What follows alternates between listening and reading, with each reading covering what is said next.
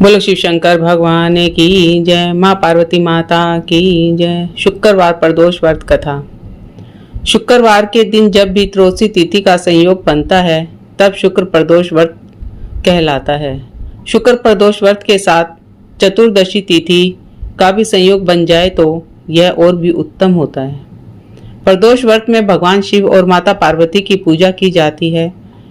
यह व्रत संतान प्राप्ति के लिए बहुत ही असरदार माना जाता है। सच्चे मन से इस दिन शिव परिवार की पूजा करने से व्रती को संतान सुख की प्राप्ति होती है।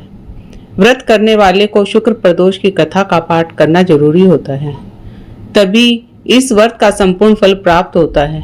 आइए जानते हैं शुक्र प्रदोष व्रत की कथा। प्राचीन समय की बात है, एक नगर में 3 मित्र रहते थे। तीनों में ही घनिष्ठ मित्रता थी।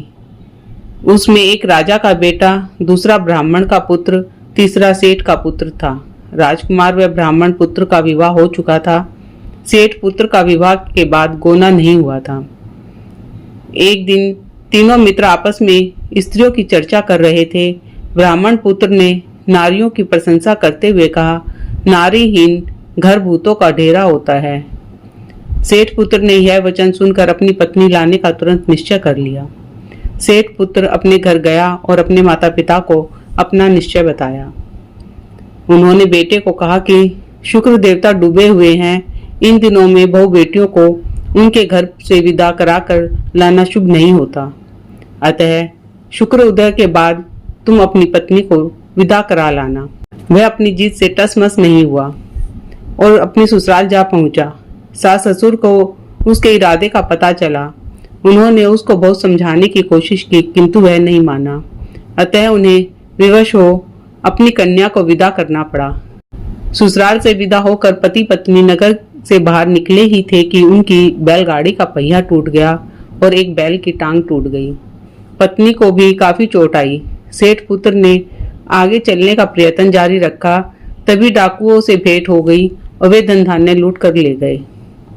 सेठ का पुत्र पत्नी सहित रोता पीटता अपने घर पहुंचा। जाते ही उसे सांप ने डस लिया।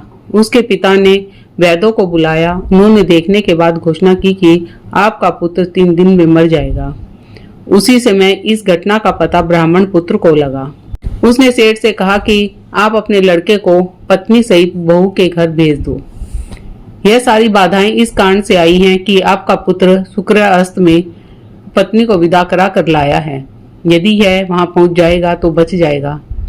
सेठ को ब्राह्मण पुत्र की बात जच गई और अपनी पुत्र वधू और पुत्र को वापस उसकी ससुराल भेज दिया। वहां पहुंचते ही सेठ पुत्र की हालत ठीक होने लगी। उसके पश्चात उन्होंने शेष जीवन उनके साथ सुखपूर्वक बिताया और मृत्यु के बाद स्वर्गलोक को गए। बोलो शिव शंकर भगवान की जय। माँ पार्वती माता की जय। आपको बता दें, शुक्र प्रदोष के महात्म्य से सभी घोर कष्ट दूर हो जाते हैं। इस दिन कथा सुने अथवा सुनाए तथा कथा समाप्ति के बाद हवन सामग्री लेकर 11 या 21 या 108 बार ओम ह्रीम क्लीम नमः शिवाय स्वाहा मंत्र की आहुति दें। उसके बाद शिव जी की आरती और प्रसाद वितरित करें। उसके बाद भोजन करें। कहा जाता है कि शुक्रवार को प्रदोष व्रत सौभाग्य और दाम्पत्य जीवन में सुख समृद्धि भर देता है। यही कारण है कि आज के प्रदोष व्रत को काफी खास माना जा रहा है। शुक्रवार के दिन पढ़ने वाले इस प्रदोष व्रत से सुख समृद्धि मिलती है।